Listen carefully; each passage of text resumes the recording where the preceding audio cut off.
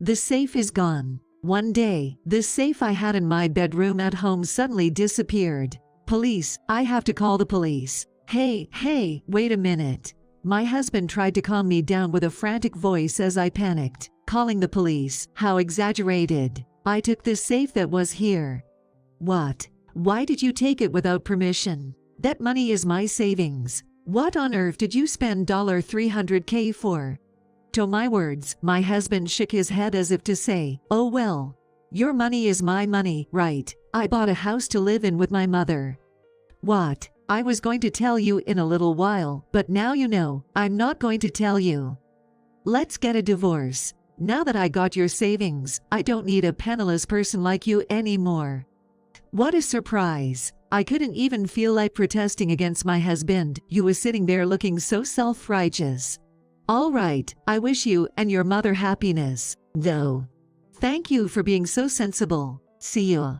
Watching my husband happily walk away, I was filled with gratitude.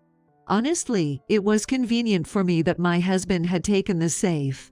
I had planned to ruin his life with what was inside that safe. Never thought he would self-destruct. Wishing them happiness. I must be bad too. My name is Natalie.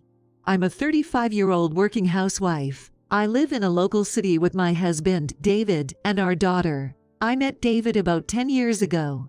After graduating from college, I was introduced to David by a coworker at my new job.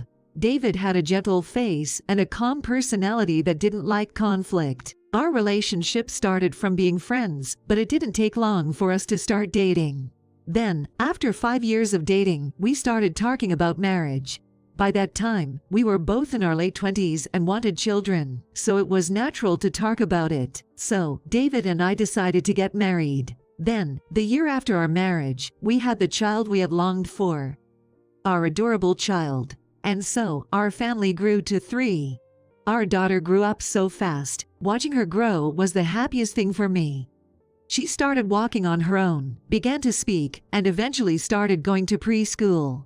But not everything was perfect. Naturally, there were fights and struggles with parenting. But each time, we looked for solutions. A smooth married life. However, I had one worry. Well, it's more of a slight concern than a worry, but it's something that bothers me. It's about David's mother, my Mill. My Mill lives alone near our house. Until the year before last, my Phil lived with her, but since he passed away, she now lives alone. My Mill, who loved my Phil dearly, was very depressed and stayed inside the house for a while. But recently, she seems to have sorted out her feelings and started going out more, gradually smiling more too. It was indeed a good thing, but at the same time, it turned into a bit of a problem. Mill was originally very caring and often looked after our family. However, even well-intentioned care can become a nuisance if it's too much. For instance, she would use her spare key to enter our house when David and I were at work and our daughter was at preschool, then go on to cook or even rearrange the furniture. Not just that, she would often butt in with her opinions on our future family planning or house building plans. Natalie, welcome home. I made dinner for you. Oh, and I did the laundry too, so just bring it in once it's dry. Thank you, but really, you don't have to go to all this trouble for us. We can manage on our own. Though, no. Don't be shy. We're a family. You could even rely on me more. Oh, yeah, I'll redecorate the bedroom next time. Although I know she means well, it still doesn't sit right with me. I don't think she's doing it to be mean or malicious, but that's exactly why it's so troublesome. I don't want to outright dismiss Mill's kindness, and when I talk to my mom friends about it, some even agree with her actions, so it's not easy to complain. I once brought it up with David, but in the end, nothing changed. Hey honey, about your mom. My mom means no harm. Just let it slide. Besides, she's helping out with cleaning and cooking, so it's not really something to fuss about, right? We should be grateful, actually. But at least she should say something in advance. Come on, stop nagging. So, you want me to tell her? What you're doing is a nuisance, so don't show your face again. Is that what you want? Whenever it comes to Mill, this is how David ends up sulking. David is usually kind and gentle, but when it comes to his mom, it's a different story. Being an only child, and with his dad passed away, he probably feels it's his duty to protect his mom, but I just can't seem to accept that side of David. Then, one day, I was off work that day, and the whole family slept soundly until before 9 o'clock. I woke up thinking of having some coffee, and went to the kitchen. As I was filling the electric kettle with water, I suddenly remembered I had left my smartphone in the bedroom. Deciding to go back to the bedroom to get it while the kettle was heating, I thought David and our daughter would still be asleep. Trying not to wake them, I gently opened the bedroom door. As I expected, both were sleeping soundly. Careful not to make a noise, I picked up my smartphone from beside the bed. That's when I noticed the walk-in closet door was slightly ajar. Was it open last night? I didn't remember opening it, so perhaps David had taken out some clothes. Approaching the walk-in closet to close it, I felt something was off. A bad feeling washed over me, and I flung the door open. No way, the safe is gone. Forgetting David and our daughter were sleeping, I exclaimed in surprise. What to do? Never did I imagine such a situation, and I stood frozen in panic until it hit me. I have to call the police, right? I began to fiddle with my smartphone when David woke up. Ick. What's all the noise about this early? You'll wake her up. David said that, yawning leisurely. It's just that the safe that was here is gone. So, I thought I should call the police. I was about to press the call button when David, for some reason, hastily stopped me. Hey, wait a minute. Calling the police, how exaggerated. Exaggerated. How is it exaggerated? The safe is missing. This is definitely a serious incident. As I said this, David seemed to hesitate, opening and closing his mouth. Clearly, something was off with David. He might know something about the situation. I decided to confront David. Is there something you want to say? If not, I'm calling the police right now. Still, David remained silent for a moment but finally opened up. I had the safe, and the bank book as well.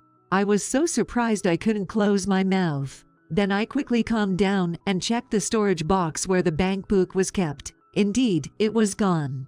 I turned back to David. Perhaps because he had told the truth, David looked relieved, completely ignoring how I felt. That only irritated me even more. Why did you take it without permission? That money is my savings. What on earth did you spend $300K for? To my words, my husband shook his head as if to say, oh well. Your money is my money, right? I bought a house with that money. I decided to build it a little more rural than here, so for $300K I can live in a pretty big house. Don't do things on your own. A bit more rural. What about your job? And I have my job too, not to mention our daughter has to change preschools. I couldn't help but raise my voice, but I couldn't care less at the moment. Seemingly offended, David furrowed his brow. Then he said something even more outrageous. You've got it all wrong. The house I bought is for me and my mother to live in together. You didn't like my mother, didn't you? What son would just sit back and ignore the fact that his mother was being disrespected? Huh? Do you even understand what you're saying? That's ridiculous. Of course, I retorted, but David just yelled, be quiet, and went on with his unilateral decision. Anyway, I have no use for you now that you're penniless. I'll give you custody, so let's get a divorce. Got it. I was so dismayed by my husband's arrogant posture that I couldn't even feel like protesting anymore. Then, perhaps startled by the loud voice, our daughter woke up. I lifted her body from the bed and held her, choosing his mother over our adorable daughter. Then he might as well do as he likes. That's what I decided. All right, we'll get a divorce. I wish you and your mother happiness. When I said that, David smiled. That's right, as long as you understand. Here, the divorce papers. To my astonishment, David had already prepared the divorce papers. He went to the next room and came back immediately, thrusting the divorce papers at me. David's signature was already on it. Then leave that for me. I'm going back to my parents' house now. After saying that, David started packing his things. I found myself staring at David's profile for a while. He felt like a completely different person from when we started dating. The David I loved was no longer here.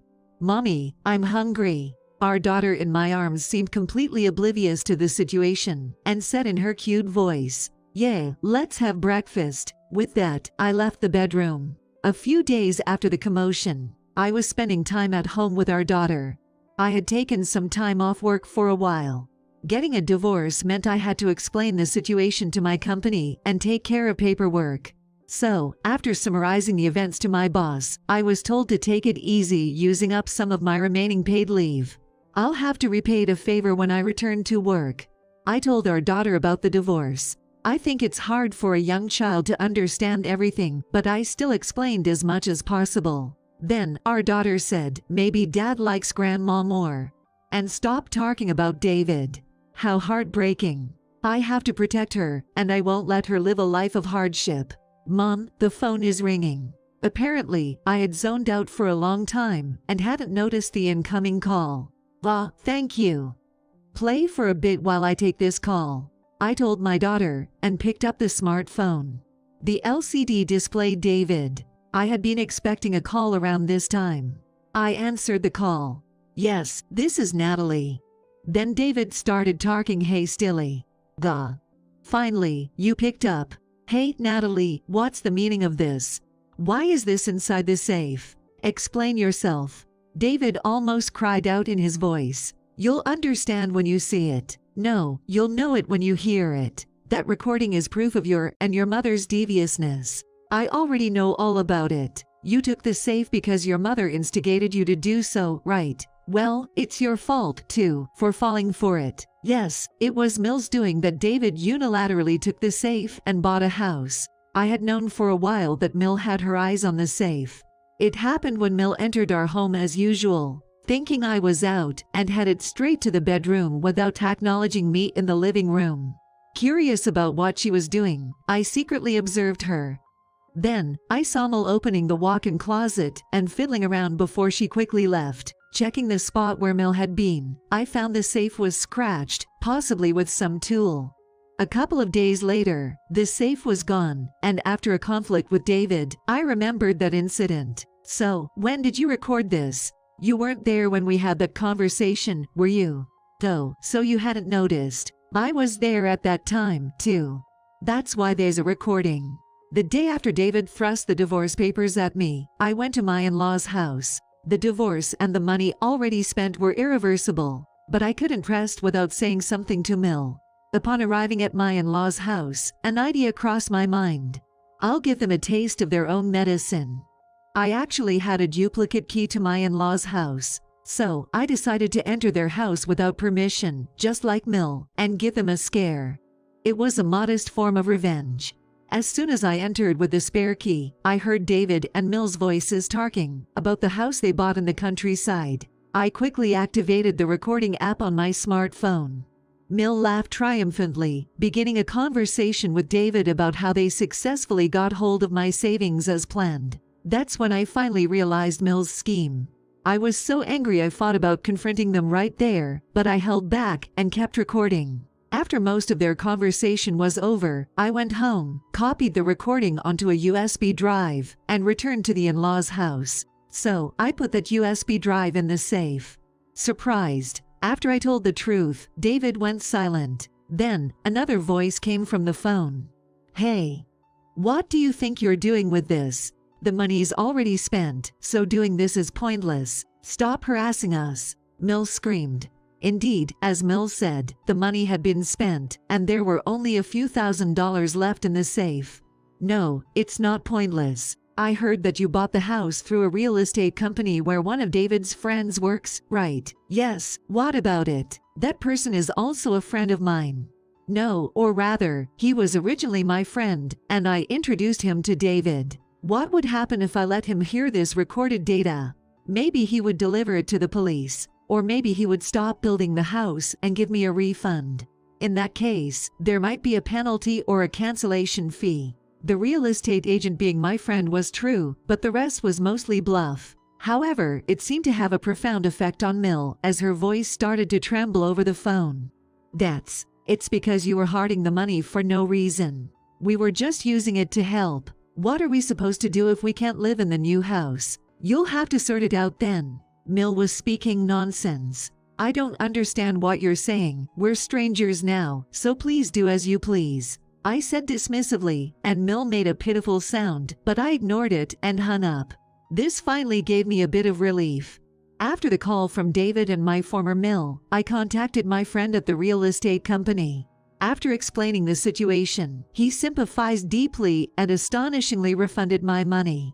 Although I had hoped for it, I didn't really expect it to happen. My friend said it was because of our old friendship, but also because he disliked dishonest people like David and my former Mill.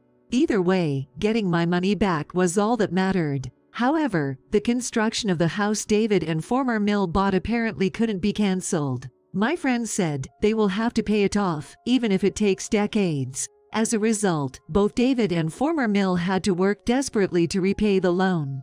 But David had already quit his job to move to the countryside. There are no companies willing to hire a man in his 40s as a full-time employee in the countryside, so he's barely making ends meet with day labor. Meanwhile, I used the refunded money to buy a unit in a new condominium, where I decided to live with my biological parents and daughter. Without a husband, my parents agreed to support us. As my daughter slept with her head on my lap, I vowed, I won't let her become a dishonest person like David or former Mill. I'll raise her to be sincere. And I will definitely make her happy. I decided that